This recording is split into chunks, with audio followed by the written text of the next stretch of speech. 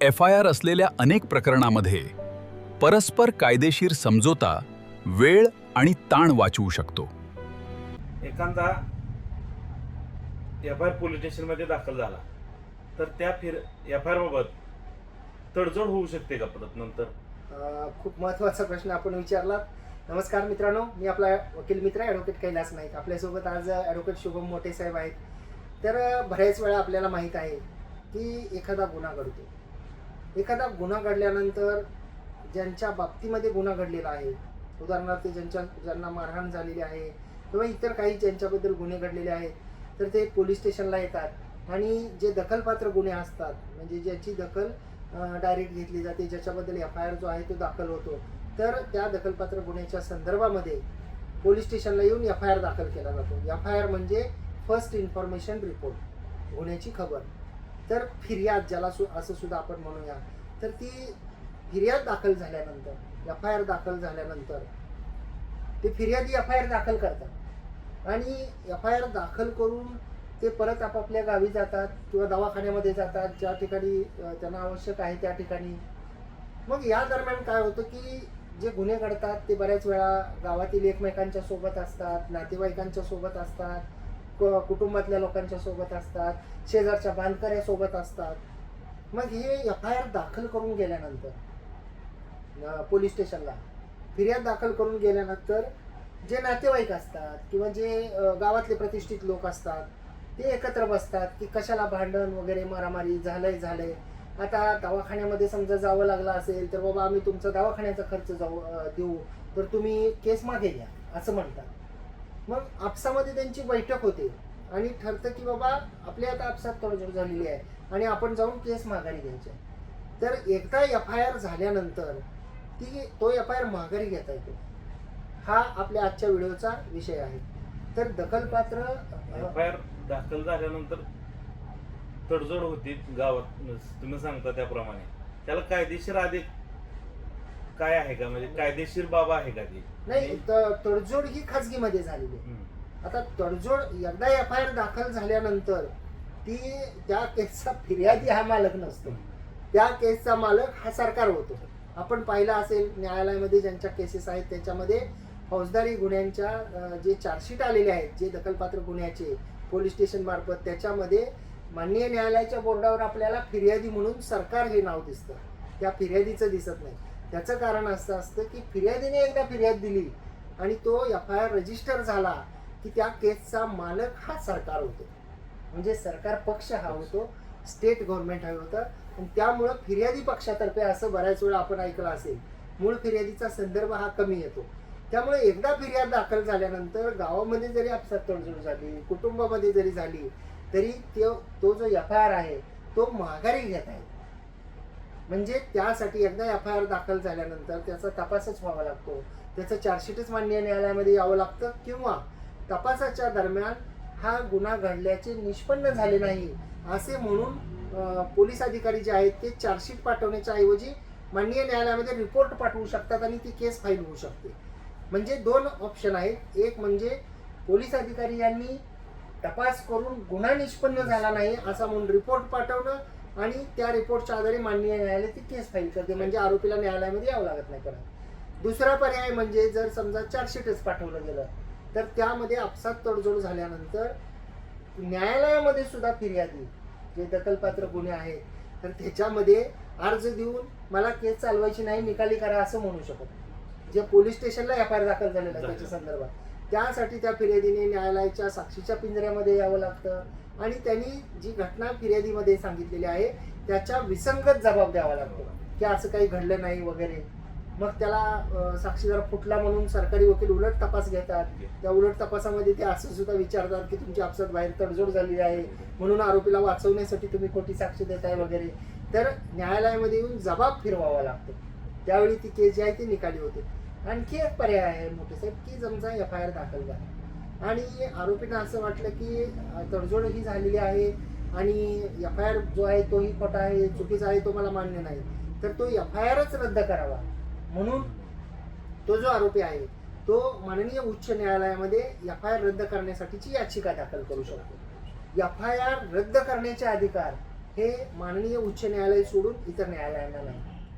ते एक्सक्लुसिव्हली अधिकार जे आहेत ते उच्च न्यायालयाला आहेत. त्यासाठी तिथं याचिका दाखल करावी लागते.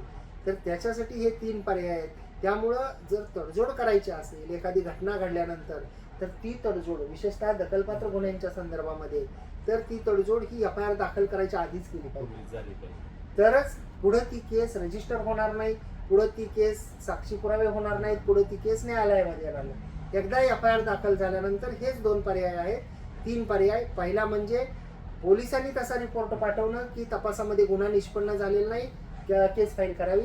दुसरा पर्याय त्या फिर्यादीने साक्षीदाराने न्यायालयामध्ये येऊन पूर्वी दिलेल्या जबाबाच्या विसंगत जबाब देणे. आणि तिसरा पर्याय म्हणजे FIR रद्द करण्यासाठी याचिका दाखल करणे. आता हे झालं स्टेट केसच्या बाबतीमध्ये. एखादा दखलपात्रच गुन्हा असतो परंतु पोलिसांनी आमची फिर्याद घेतली नाही असं म्हणून न्यायालयामध्ये खाजगी फिर्यादी दाखल केल्या जातात, प्रायव्हेट केस. तर त्या प्रायव्हेट केस दाखल केल्यानंतर जर तडजोड झालेली असेल, डायरेक्ट न्यायालयामध्ये दाखल केल्यानंतर, ज्यामध्ये फिर्यादी स्वतः तोच व्यक्ती असतो ज्याचं म्हणणं असं असतं की माझ्यासोबत गुन्हा घडलाय आणि त्यांनी प्रायव्हेट एखादी केस दाखल केली आणि नंतर जर आपसात तडजोड झाली, तर ती प्रायव्हेट केस मात्र तो फिर्यादी न्यायालयामध्ये अर्ज देऊन मला ही केस पुढे चालवण्याची नाही, आमची तडजोड झालेली आहे असं म्हणून ती केस माघारी घेऊ शकतो. प्रायव्हेट केस असेल तर, म्हणजे डायरेक्ट न्यायालयामध्ये त्यांनी स्वतः दाखल केलेली असेल तर. परंतु याच्यामध्ये आणखी एक गोष्ट आहे. आपला प्रश्न काय होता ते मी सांगतो नंतर. ह्या उलट असं एक आहे माझं म्हणणं की एखादा गुन्हा दाखल होतो, त्यामध्ये FIR दाखल होते आणि पोलीस स्टेशनला आरोपींना तिथं टेबल जामीन करून सोडून दिलं जातं. म्हणजे जामीनपात्र गुन्हे आहेत त्यामध्ये सोडून दिल्यानंतर फिर्यादी म्हणतो की आरोपींना अटक केली नाही. त्याबाबत आपण काय सांगू शकता? नाही, आपल्या सर्वांना माहित आहे की त्याबद्दल सर्वोच्च न्यायालयाचे न्याय निर्णय आहेत की आरोपींना जे आहे ती आवश्यकता असली तर अटक केली पाहिजे. 7 वर्षापर्यंतची जी शिक्षा आहे तर त्या 7 वर्षापर्यंतच्या गुन्ह्यामध्ये जर का आवश्यकता असेल तर अटकेची कारणं दिली पाहिजेत. आरोपीच्या अटकेची कारणं दिली नाहीत म्हणून आरोपीला ताबडतोब मुक्त करावं असे अनेक न्याय निर्णय आहेत. माननीय सर्वोच्च न्यायालयाने वेगवेगळे न्याय निर्णय देऊन असं म्हटलेलं आहे की बाबा आरोपीला अटक करण्याची सबळ कारणं असली पाहिजे की का अटक करायची आहे हे त्या पोलीस अधिकारी जे आहेत त्यांनी सबळ कारणं दिली पाहिजे. त्यामुळं जे जामीनपात्र गुन्हे असतात त्याच्यामध्ये तर अटक करण्याची आवश्यकता नसते, कारण जामीनपात्र गुन्ह्यामध्ये bail is the right of the accused. जे गुन्हे जामीनपात्र आहेत त्याच्यामध्ये जामीन मिळवणं हा आरोपींचा अधिकार आहे, हक्क आहे. आणि आरोपींना संबंधित पोलीस अधिकाऱ्यांनी किंवा न्यायालयाने सुद्धा सांगितलं पाहिजे की हे जामीनपात्र गुन्हे आहेत, आम्ही तुम्हाला जामीन द्यायला तयार आहोत, तुम्ही जामीन द्या. हे त्यांनी पण सांगणं अपेक्षित. त्यामध्ये म्हणजे असं की जामीन देऊन सोडून दिलं जातं पण तपास पूर्ण करून मेहरबान कोर्टात त्याचं चार्जशीट त्याचं येणारच, परंतु ते जामीनपात्र गुन्हे असल्यामुळे त्याच ठिकाणी जामीन घेतला जातो. आणि दुसरं जे प्रायव्हेट कंप्लेंटच्या बाबतीमध्ये आहे की जे मी सांगता थांबलो होतो की उदाहरणार्थ एक्स या व्यक्तीने एखादी प्रायव्हेट कंप्लेंट दाखल केली. ती प्रायव्हेट कंप्लेंट दखलपात्र गुन्ह्याच्या संदर्भातली होती, म्हणजे सिरियस गुन्ह्याच्या संदर्भातली. तर मी पोलीस स्टेशनला केस देण्यासाठी गेलो, पोलिसांनी माझी केस घेतली नाही, त्यामुळे त्यांनी न्यायालयामध्ये प्रायव्हेट केस दाखल केली.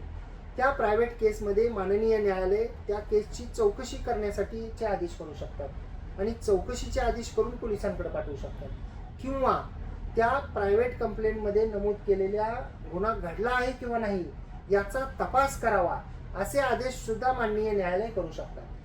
जेव्हा तपास करावा म्हणून आदेश केले माननीय न्यायालयाने आणि पोलिसांनी माननीय न्यायालयाच्या आदेशाप्रमाणे तपास केला आणि तपास करून माननीय न्यायालयामध्ये आरोपींना अटक करून चार्जशीट सोबत जर का न्यायालयामध्ये हजर केलं, गुन्हे दखलपात्र असले तरी सुद्धा ती केस पुन्हा प्रायव्हेट राहत नाही, ती केस स्टेट केस होते. आणि त्या केसमध्ये सुद्धा मी जे आधी सांगितलं होतं त्याप्रमाणेच तडजोड करावी लागते. म्हणजे पहिल्यांदा आपण पाहिलं की FIR दाखल झाल्यानंतर तडजोड होते का, दुसऱ्यांदा आपण पाहिलं की प्रायव्हेट कंप्लेंट कोर्टात डायरेक्ट केलेली असेल तर ती विड्रॉ करता येते, काढून घेता येते. परंतु तिसऱ्या प्रकरणामध्ये प्रायव्हेट कंप्लेंट आहे ज्याच्यामध्ये तपासाचा आदेश झालेला आहे आणि तपास करून चार्जशीट पाठवलेला आहे आणि आरोपींना अटक करून न्यायालयामध्ये आणलेला आहे. तर त्या परिस्थितीमध्ये पुन्हा ती स्टेट केस झाल्यामुळं त्यालाही मी सांगितलं तेच प्रोसिजर आहे. आणि फिर्यादी येतो वकिलांकडे म्हणतो की माझी केस कोर्टात दाखल करायची आहे.